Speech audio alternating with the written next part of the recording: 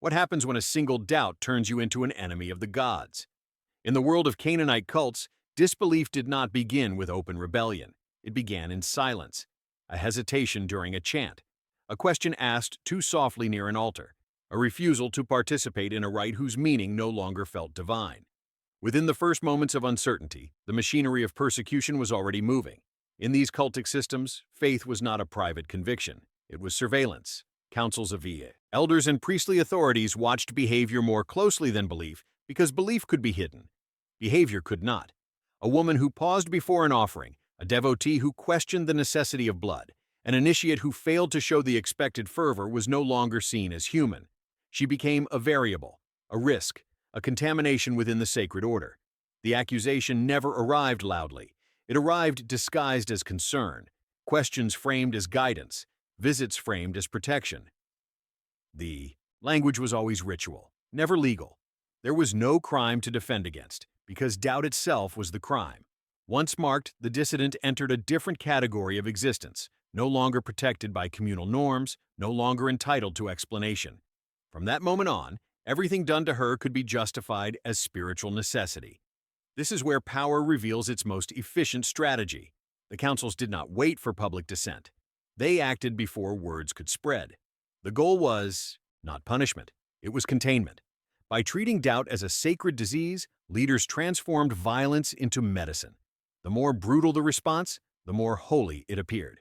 Fear became proof of devotion. Women were especially vulnerable to this logic. Their roles as priestesses, initiates, temple servants, and ritual participants placed them inside sacred spaces where deviation was interpreted as betrayal. A woman who questioned a rite threatened not just doctrine, but lineage, fertility, and divine favor. Her body became symbolic terrain.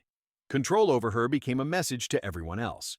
What followed was not chaos, but procedure, identification, isolation, reinterpretation of her past actions as signs of corruption. The narrative was rewritten before the trial ever existed.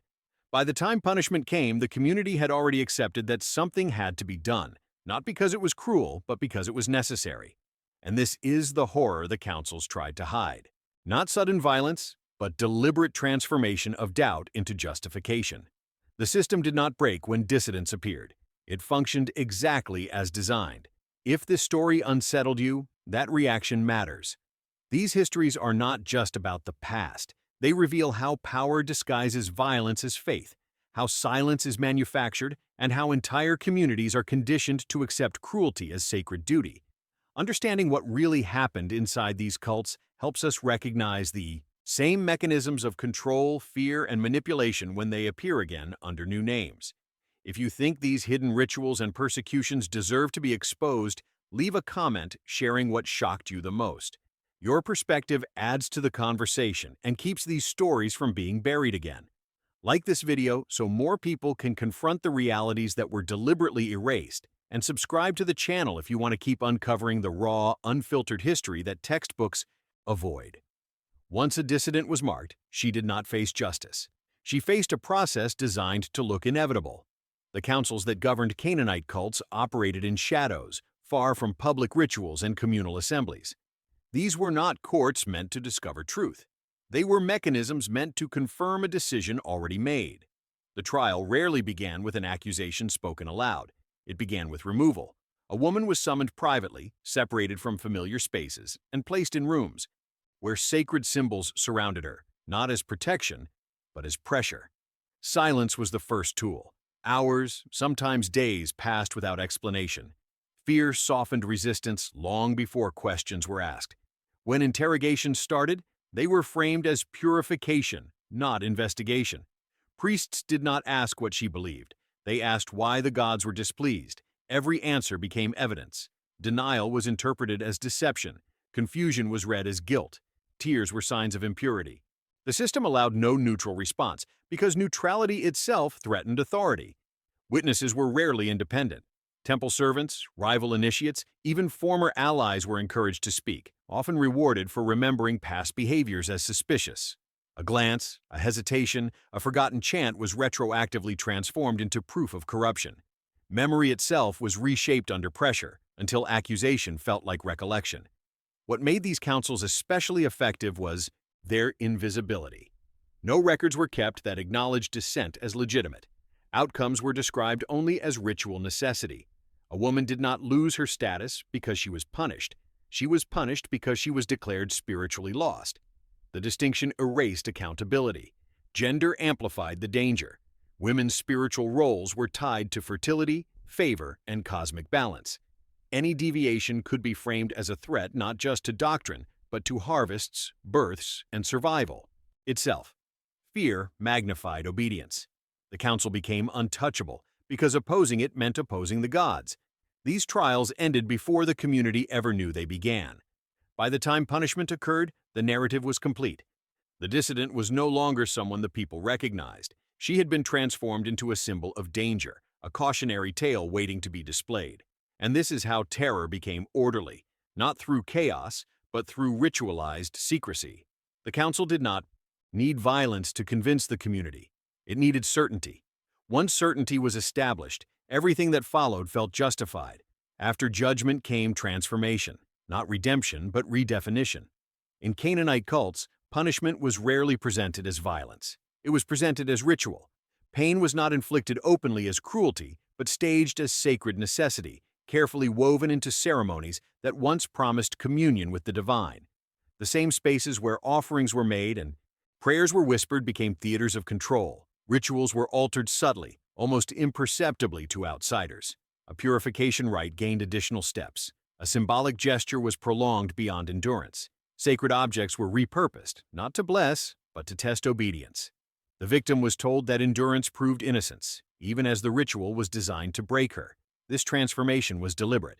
By embedding punishment within ceremony, the clergy erased the boundary between faith and suffering. Resistance no longer looked like self-defense. It looked like sacrilege. Every cry could be dismissed as failure of devotion. Every collapse became evidence that the gods themselves rejected her. Women suffered this weaponization of ritual more intensely because their bodies already carried symbolic meaning. Blood, pain, endurance, exposure, all could be reinterpreted as offerings.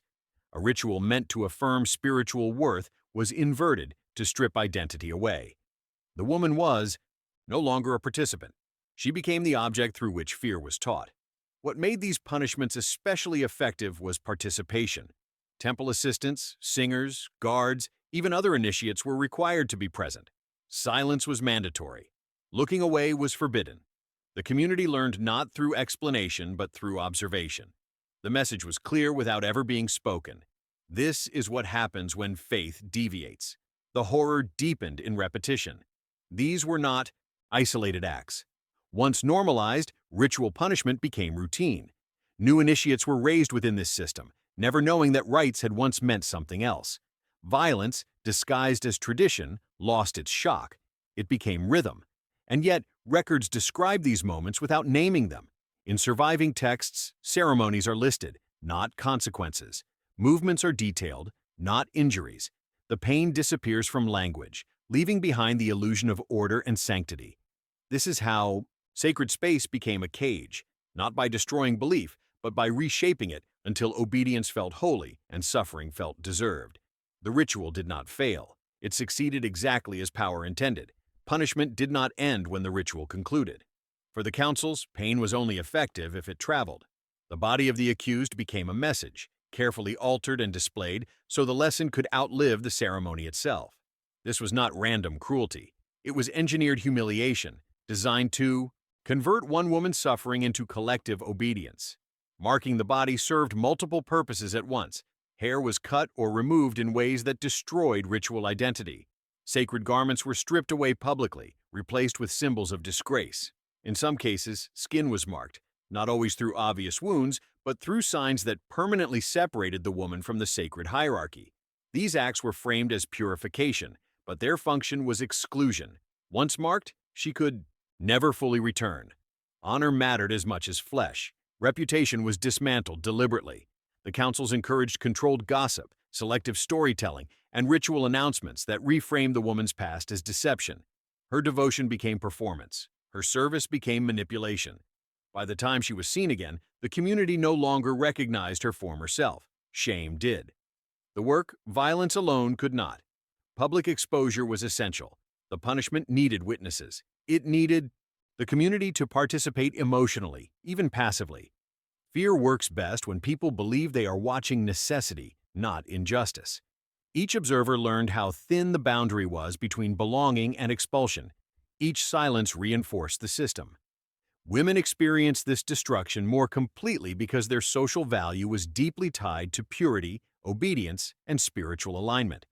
Once honor was removed, protection vanished with it.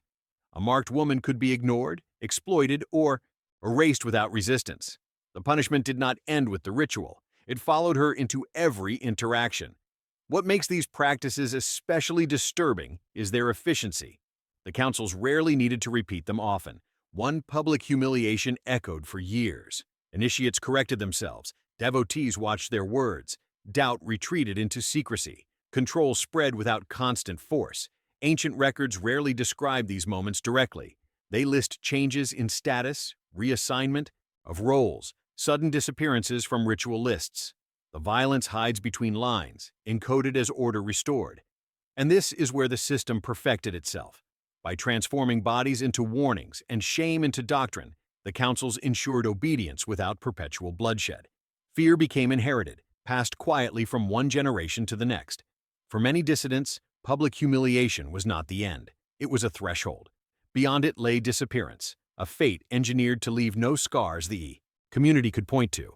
Canaanite cult complexes were not only places of worship, they were enclosed systems, layered vertically and symbolically, with spaces meant to be seen and others designed to absorb people without trace. Beneath courtyards and sanctuaries existed rooms that never appeared in ceremonial descriptions. Storerooms became holding cells, service corridors became routes of transfer. A woman summoned for further purification might simply not return. The explanation offered was always spiritual. She had been reassigned. She was undergoing prolonged rites. The gods required distance. The absence itself was framed as obedience. These disappearances were effective because they were ordinary. No spectacle, no announcement, no final rite. Removal happened during routine movements, at hours when noise was expected. Once isolated, the dissident entered a liminal state. She was not executed publicly, because martyrdom creates memory. She was not restored, because restoration invites questions. She was suspended, alive yet socially dead. Inside these spaces, control replaced ceremony. Time lost meaning. Communication was restricted to commands. Labor was imposed under the language of service, tasks justified as atonement. Physical restraint was explained as protection. Every element reinforced the same message. Identity had been forfeited. Only compliance remained. Women were especially vulnerable to this form of erasure. Their disappearance could be explained through moral narratives already accepted by the community. Weakness, impurity, divine displeasure. Silence protected the institution, because speaking about what could not be proven threatened the stability of belief itself. What makes these vanishings particularly difficult to trace is how thoroughly they were normalized. Administrative lists simply ended. Ritual rosters adjusted. Genealogies skipped a name. The absence became part of the order, not a disruption of it. Survivors learned to read these gaps as warnings without ever naming them. Archaeological hints suggest spaces that served no clear ceremonial purpose, yet were carefully constructed, ventilated, and hidden. Textual contradictions appear where service assignments continue long after an individual is no longer referenced elsewhere. These are not accidents. They are the fingerprints of intentional erasure. This strategy allowed the councils to maintain an image of harmony. Violence did not need to be denied because it was never publicly acknowledged. The sacred absorbed the dissident and returned nothing. No body, no story, no challenge. And this is where control reached its most refined form, and not through pain witnessed, but through absence accepted. When people learn that disappearance is possible and untraceable, obedience becomes instinct. The system did not treat all dissidents equally. When faith fractured, women were almost always the first bodies placed in its path. This was not coincidence, nor excess. It was strategy. In Canaanite cult structures, women occupied positions that made them indispensable to ritual life and therefore uniquely dangerous to authority. Priestesses, temple servants, and initiates moved between worlds. They handled offerings, guarded inner spaces, interpreted signs, and participated in rites that symbolized fertility, continuity, and divine favor. Their proximity to the sacred gave them influence that did not rely on formal power. A woman did not need a council seat to shape belief. Her presence in ritual already legitimized it. This is precisely why dissent from women triggered disproportionate responses. A questioning priestess did not merely doubt doctrine, she threatened the emotional and symbolic economy of the cult. If she withdrew belief, others might follow. If she hesitated during a rite, the ritual itself appeared fragile. Control demanded removal before influence could spread. The councils framed this repression as protection. Women were described as spiritually sensitive, easily corrupted, dangerously receptive to forbidden forces. These narratives justified surveillance that would have been unacceptable if applied to male leaders. Every gesture became suspect. Every emotion became evidence. Spiritual intuition was recast as instability. Punishment followed familiar patterns, but with added intensity. Ritual trials emphasized impurity. Isolation was extended. Labor was harsher. In some cases, women were forced into roles that stripped spiritual authority while maintaining physical usefulness. Service replaced devotion. Silence replaced prayer. What made this repression particularly effective was how deeply it aligned with existing social expectations. Communities already accepted that women carried responsibility for moral balance. When something went wrong, blame felt natural. The councils exploited this instinct, redirecting collective anxiety toward female bodies. Over time, this created a chilling effect. Women learned to police themselves and each other. Initiates watched priestesses. Devotees monitored behavior. Fear spread laterally, not just downward. The system no longer needed constant intervention. Control became internal. Texts rarely admit this logic openly. Instead, they speak of restoration, order, divine will. But patterns reveal intent. Women disappear from records after moments of uncertainty. Roles shift abruptly. Names vanish while institutions remain intact. These are not random outcomes. They are results. And this is where repression achieved permanence. By targeting women first, the councils neutralized dissent at its most relational point. Belief did not need to be defended publicly. It was secured quietly through the removal of those most capable of changing it from within. Control over the body and spirit was only part of the council's strategy. Equally important was control over memory. The scribes, record keepers, and senior leaders of Canaanite cults operated as architects of absence, ensuring that acts of punishment, humiliation, and disappearance vanished from official accounts. This was the machine of silence. When a dissident's trial concluded, whether through ritualized punishment, erasure, or forced labor, the records were rewritten. Lists of initiates, registers of offerings, and ceremonial rosters were meticulously adjusted. Names disappeared, replaced by blank lines or fictive placeholders. Events were described as routine maintenance of sacred order, not the violent transformation they actually were. Histories became curated illusions, designed to validate the authority of the council rather than truth. Scribes were not passive actors. They interpreted incidents, classified behaviors, and framed outcomes as divine necessity. A woman who had resisted a rite became unready for service. One who vanished was undergoing extended purification. Confessions coerced under duress were codified as evidence, never acknowledged as forced. By controlling narrative, the council maintained the appearance of justice while erasing the brutality that underpinned it. This system worked in layers. Public ritual documented compliance, but private archives contained selective amnesia. Officials understood that memory could be weaponized. When knowledge of prior abuses resurfaced, it was fragmented, obscured, or reinterpreted. Future generations could only trace consequences indirectly, through shifts in ritual assignments, sudden disappearances, or anomalies in sacred lineage, not through explicit acknowledgement of persecution. Women were disproportionately affected. Priestesses, devotees, and initiates were removed or reassigned under euphemistic language. Their contributions, teachings, or dissent were stripped from texts, rendering them invisible to history. The erasure served dual purposes. It protected the council from accountability and reinforced the belief that divine order had been preserved. Communities internalized this curated history. What they read, repeated, and believed aligned with the narrative the council designed. Fear was amplified, not by the threat of punishment alone, but by the certainty that deviation would be lost to memory. denied both witness and voice. The absence of evidence became evidence itself. Obedience was mandatory because no record validated resistance. And this is how the council ensured permanence beyond the temple walls, by erasing documentation, controlling interpretation, and framing coercion as necessity. They transformed violence into invisible order. Dissent was punished twice, first physically or spiritually, then historically.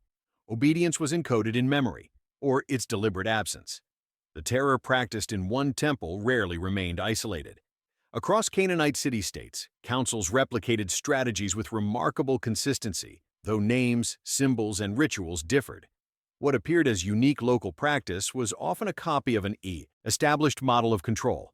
Surveillance, accusation, ritualized punishment, and disappearance followed the same rhythm, creating an invisible pattern of repression. This repetition served multiple purposes. First, it allowed councils to refine techniques. Each iteration revealed weaknesses, resistance, escape, or unrest, and adjustments were made quietly. Second, it normalized violence. When every city-state followed similar protocols, dissidents could find no sanctuary. Rituals and punishments that might shock in one location felt expected and ordinary elsewhere. The horror became systemic, not accidental. Patterns were particularly evident in targeting women. Across city-states, priestesses, initiates, and devotees were consistently first to be scrutinized, then punished, then erased. The reasoning, symbolic authority, influence over rituals, proximity to sacred objects, remained identical.